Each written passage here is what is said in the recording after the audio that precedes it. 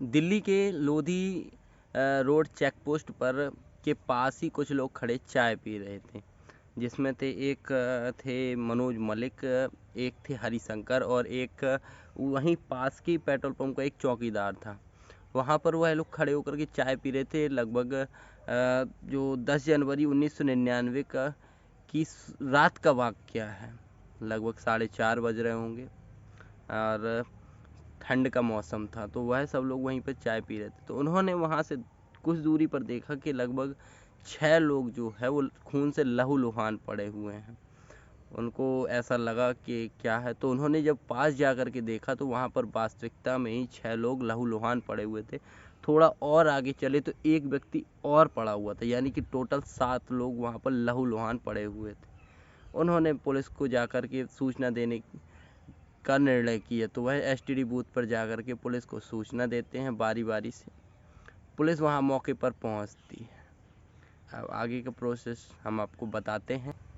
नमस्कार साथियों, मैं हिमांशु एक बार फिर आपके अपने परिवार अपना भारत रिपोर्ट अर्थात एबी रिपोर्ट में स्वागत करता हूं और क्राइम स्टोरी के एक नए एपिसोड में भी आपका स्वागत करता हूं।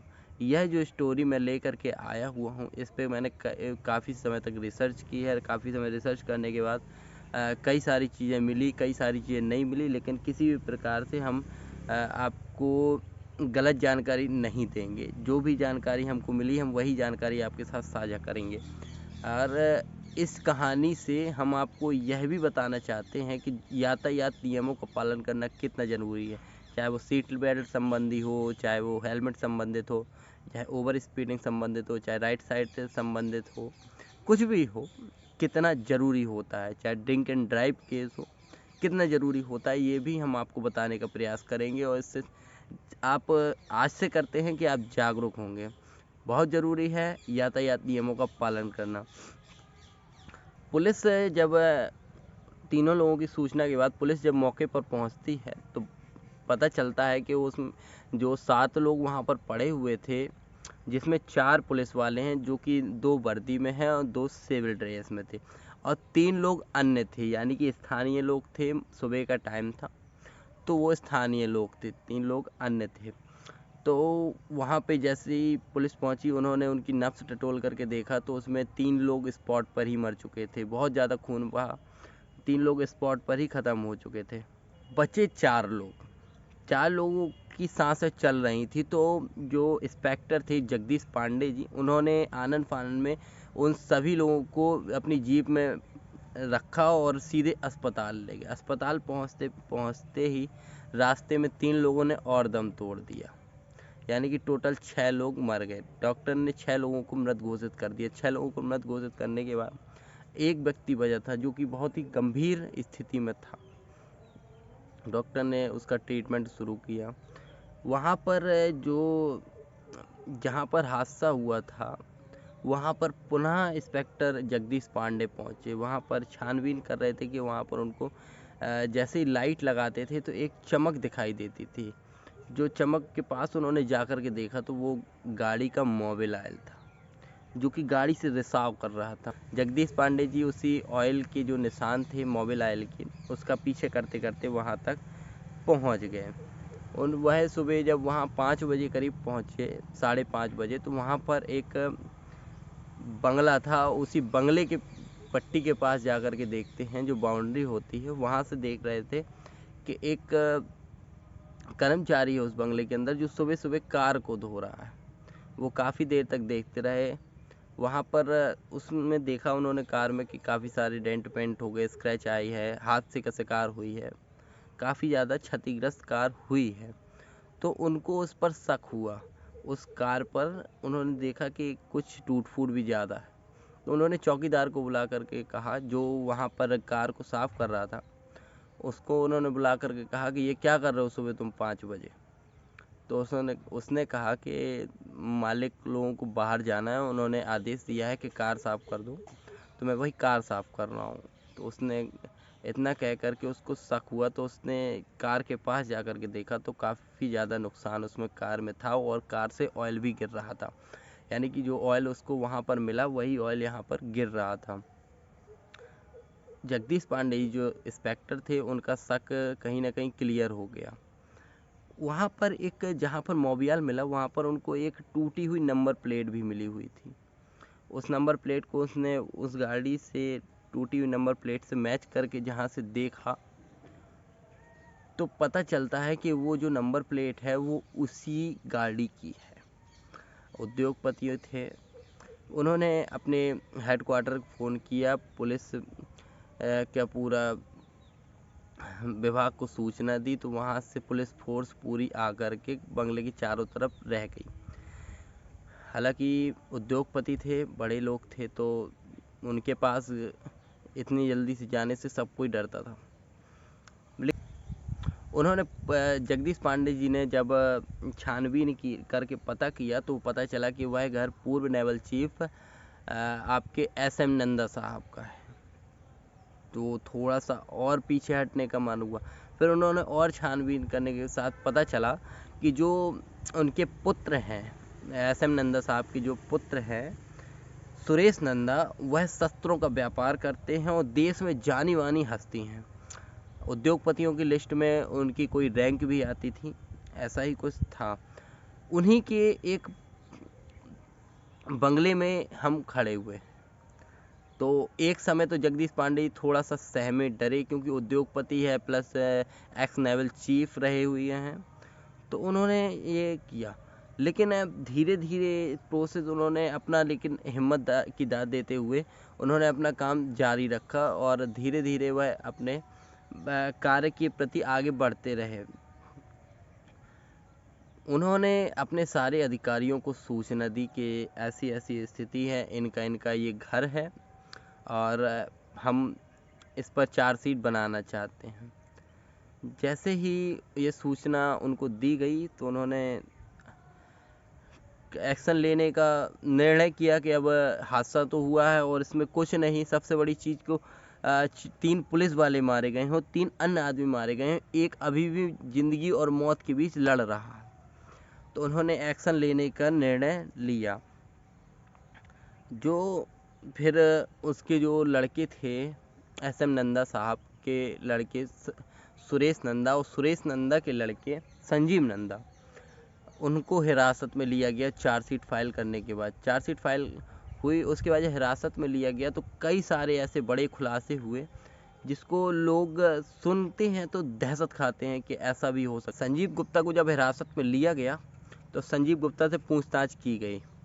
संजीव गुप्ता ने बताया कि लास्ट नाइट हम लोग पार्टी करके आ रहे थे, तब ये हादसा हमसे हो गया। तो हमने कार अपने बंगले में खड़ी करके हम विदेश की ओर निकलने को तैयार थे, लेकिन उससे पहले आपको पकड़ लिया गया। तो फिर पुलिस ने उनसे पूछा कि आपके साथ कौन कौन था, तो संजीव गुप्ता ने बताया कि संजीव नंदा ने बताया कि हमारे साथ सिद्धार्थ गुप्ता और माणिक कपूर, हम 3 दोस्त थे। सिद्धार्थ गुप्ता और माणिक कपूर को भी पुलिस ने हिरासत में लिया। तो उन दोनों ने फिर सच्चाई बताई कि आखिर उस रात हुआ क्या था। उन्होंने बताया कि जो संजीव नंदा था वह गाड़ी बहुत तेज़ चलाया करता था, उसके पास तरह तरह की गाड़ियाँ थी, वो बहुत तेज़ गाड़ियाँ चलाया करता था। उस रात हम लोग पार्टी करके आ रहे थे तो संजीव नंदा की माताजी ने कहा कि संजीव आज तुम गाड़ी नहीं चलाना, तुम्हारे साथ सिद्धार्थ है, उससे कह देना वो चला लेगा, या माणिक से कह देना वो चला लेगा। संजीव नंदा ने कहा ठीक है माँ, ठीक है, और वहाँ से हाँ हुजूरी करके वह निकल आया। गाड़ी की सीट पर आया कर देखा गया तो ड्राइविंग सीट पर संजीव नंदा ही बैठे हुए थे। दोनों दोस्त में से कोई कह रहा था कि संजीव नंदा से कहा कि तुम गाड़ी कितनी तेज़ चला सकते हो। संजीव नंदा ने कहा कि जितनी गाड़ी की औकात होगी उतनी स्पीड से मैं गाड़ी चला सकता।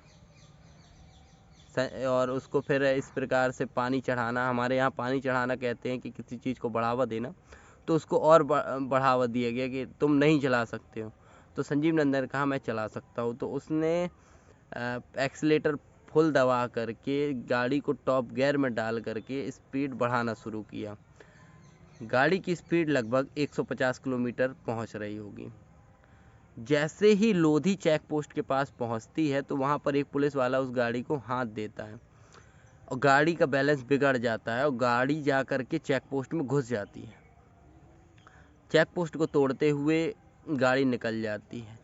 फिर गाड़ी जब फंस जाती है तो गाड़ी को बैक किया जाता है, तो 6 आदमी जो थे वो चेक पोस्ट में भी मार दिए थे और 7वें आदमी को गाड़ी बैक करते समय मार दी गई टक्कर, तो वो भी वहाँ पर ही क्षतिग्रस्त पड़ा हुआ था। वहाँ से फिर सारी चीज़ें हुई तो पुलिस ने अपनी हिरासत में ले करके और उन्हीं कुछ लोगों ने उन पर केस फाइल कर दिया।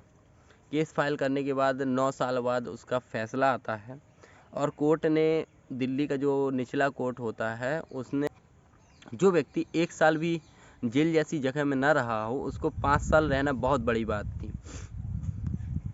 सारी चीज़ें हुई। फिर जब दिल्ली के निचले कोर्ट से यह आदेश दे दिया गया तो फिर इन्होंने दिल्ली के हाई कोर्ट में अपील कर दी। हाई कोर्ट से भी कुछ समय बाद फैसला आया, लगभग 1 साल बाद। तो दिल्ली के हाई कोर्ट ने धारा 304A के तहत सज़ा को बढ़ाने की बजाय सज़ा को कम कर दिया, सज़ा को 2 साल रखा। संजीव गुप्ता को दिल्ली की तिहाड़ जेल में डाल दिया गया, जहां पर लगभग 19 महीने रहने के बाद जो दिल्ली के तिहाड़ जेल के जेलर थे उन्होंने उसका आचरण देखते हुए उसको रिहा कर दिया।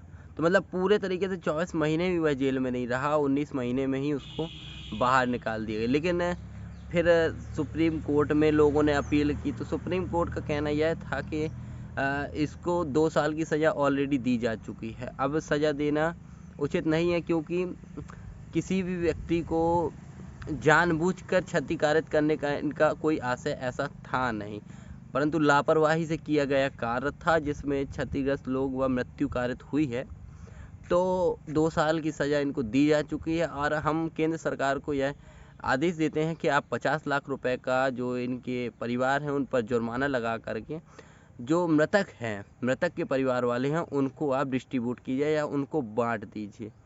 ये कहीं ना कहीं सोचने का विषय बना हुआ था जनता में, ताकि एक जो आम व्यक्ति होता है उससे अगर क्षतिकारित हो किसी व्यक्ति को तो उम्र कैद जैसी बड़ी बड़ी सजाएं भी दी जाती हैं, लेकिन कहीं अगर उद्योगपति के द्वारा 6 व्यक्तियों को मौत के घाट उतार दिया जाए तो उसको सिर्फ इतना कह करके टाल दिया जाता है कि लापरवाही से किया गया कार्य, परंतु किसी भी व्यक्ति को क्षति पहुंचाने का आशय नहीं था, यह कह करके टाल दिया जाता है हाथ पर। लेकिन कहीं ना कहीं वहाँ पर यह भी निकल करके आ रहा था कि मीडिया जो थी वह सही ढंग से कवरेज नहीं कर पा रही थी। अब आप लोग कमेंट करके ये बताइएगा कि उस में क्या होना चाहिए था उस केस में, क्योंकि हादसा बहुत बड़ा था जिसमें 3 लोग पुलिस वाले मारे गए थे, 3 अन्य लोग मारे गए थे। एक उस समय जो था वह अस्पताल में ही था जब हादसे के बाद, करीब वह 6 महीने अस्पताल में रहा था। कमेंट करके बताइएगा कि कानून व्यवस्था इस प्रकार से कैसी थी, कानून ने क्या उचित किया, न्याय या नहीं किया, इस पे हम आपसे राय जानना चाहेंगे। आप लोगों से एक उम्मीद भी करेंगे कि आप लोग यातायात नियमों का पालन कीजिए, क्योंकि हादसा देख करके नहीं आता है। ड्रिंक एंड ड्राइव कभी मत कीजिए।